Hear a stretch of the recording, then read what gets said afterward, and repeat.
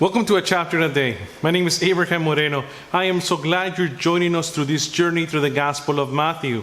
The main goal of this video series is to help you get into the Word of God daily.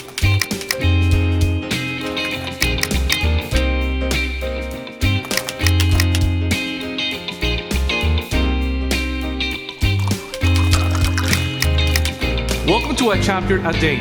My name is Abraham Moreno. I am so glad you're joining us through this journey. The main goal of this video series is to help you get into the Word of God daily. For Christian spiritual growth, two main components are necessary: prayer and spending time in God's Word. The greatest challenge for most believers is to spend time in God's Word daily. This series is intended to help you develop an appetite for God's Word and not to replace it. First of all, I want to thank you for your support. As you like this video, subscribe to this channel and share it with others. Thank you for helping us spread God's Word to everybody who can hear. We are in the Gospel of Matthew. Today we are in Matthew chapter 23. Before we continue, here are some insights about this chapter. The Word of God has the authority, even if people who teach it lack integrity. Our Lord's standard is that we both do teach and live in His truth. Not just to speak about it, but live in it. Those who practice hypocrisy, they erode their character and do damage to others in doing so. The tragedy of his hypocrisy. It's very interesting to look in the Bible and realize that the God of the Pharisees was not the same God of the Bible. The God that they looked at, the God they followed was a lawgiver who pays back those who mess with Him and who pays back according to people's actions. He is not the God of grace. But reality is we have a loving Heavenly Father which is presented to us in Scripture. And they completely missed the point. They focused on the law. The Pharisees were blind to themselves.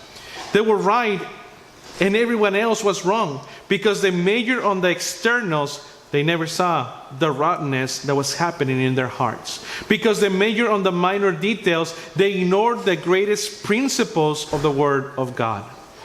Hypocrites. That's what they were called. And that is true about every hypocrite. Hypocrites never see the damage done to others, closing doors of blessings, defiling those who touch them, giving people a wrong sense of values. No wonder Jesus wept. These woes were born of anguish, not of anger, and perhaps He's weeping over you and me today when we fall into the lie of hypocrisy. Hypocrisy. Failing to reach your goals or to be all that you want to be is not a hypocrisy. Pretending that you have arrived is hypocrisy. The word hypocrite comes from the Greek word for the mask worn by an actor. Hypocrites deliberately play a part so people will think they are more spiritual than they truly are. The remedy for hypocrisy is honesty with yourself and honesty with God.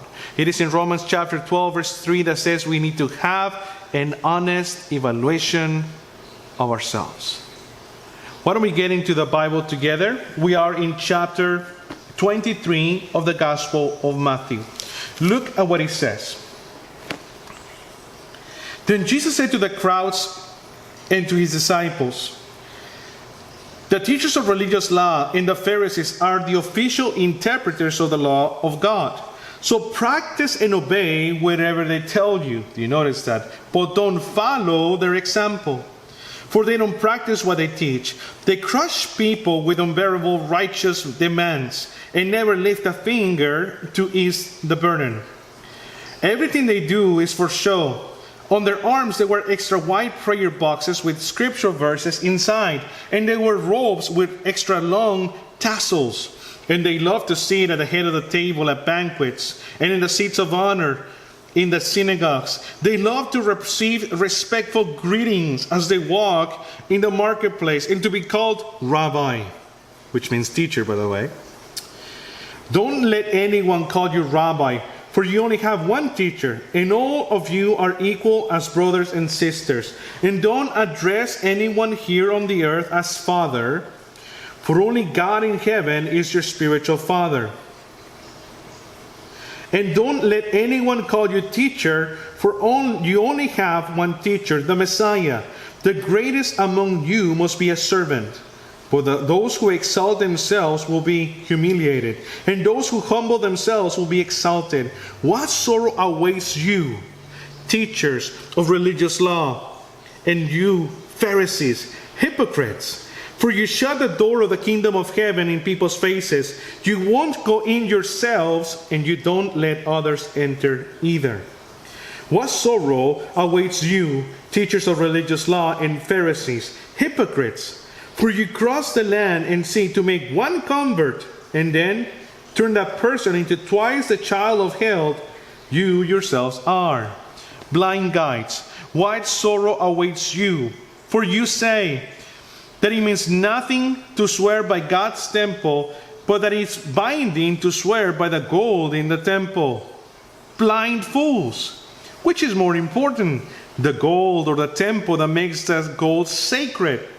And you say that to swear by the altar is not binding, but to swear by the gift on the altar is binding. How blind! For which is more important, the gift on the altar or the altar that makes the gift sacred? When you swear by the altar, you are swearing by it and by everything on it. And when you swear by the temple, you are swearing by it and by God who lives in it. And when you swear by heaven, you are unswearing by the throne of God and by God who sits on the throne. What sorrow awaits for you, teachers of religious law and Pharisees, hypocrites! For you are careful to tithe even of the tiniest income from your herb gardens, but you ignore the more important aspects of the law, justice and mercy and faith. You should tithe, yes. Let me try it again. You should tithe, yes. But do not neglect the more important things. Blind guides, you strain your water so you won't accidentally swallow a gnat, but you swallow a camel. What sorrow awaits you, teachers of religious law, and you Pharisees, hypocrites! For you are so careful to clean the outside of a cup and a dish, but inside you're filthy full of greed and self-indulgence. You blind Pharisees, first wash the inside of the cup and the dish, and then the outside will become clean too. What sorrow awaits you, teachers of religious law and Pharisees, hypocrites! For you are like whitewashed tombs, beautiful on the outside but filled on the inside with dead people's bones and all sorts of impurity. Outwardly you look like a righteous people, but inwardly your hearts are filled with hypocrisy and lawlessness. What sorrow awaits you, teachers of religious law, and you Pharisees, hypocrites! For you built tombs for the prophets your ancestors killed, and you decorated the monuments of the godly people your ancestors destroyed. Then you say, if we had lived in the days of our ancestors, we would never have joined them in killing the prophets. But in saying that, you testify against yourselves, that you were indeed the descendants of those who murdered the prophets. Go ahead and finish what your ancestors started. Snakes, sons of vipers, how would you escape the judgment of hell? Therefore, I am sending you prophets and wise men and teachers of religious law, but you will kill some by crucifixion, and you will flog others with whips in your synagogues, chasing them from city to city. As a result, you will be held responsible for the murder of all godly people of all time, from the murder of righteous Abel to the murder of Zechariah, the son of Berechiah, whom you killed in the temple between the sanctuary and the altar. I'll tell you the truth, this judgment will fall on this very generation. Verse 37. O Jerusalem, Jerusalem, the city that kills the prophets and stones God's messengers.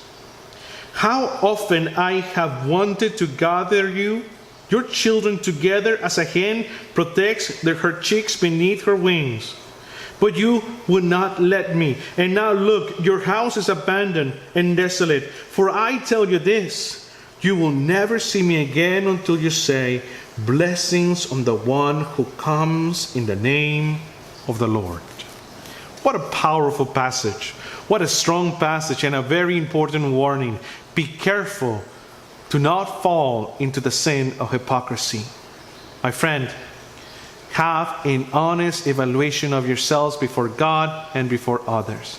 It's okay to say, Lord, I need your extra help in my life this week. Hey, nothing wrong with that. It's better than to fake it until you make it. That is a thing of the world. Thank you for joining us for today's passage. We continue in chapter 24 of the Gospel of Matthew on our next section. See you then.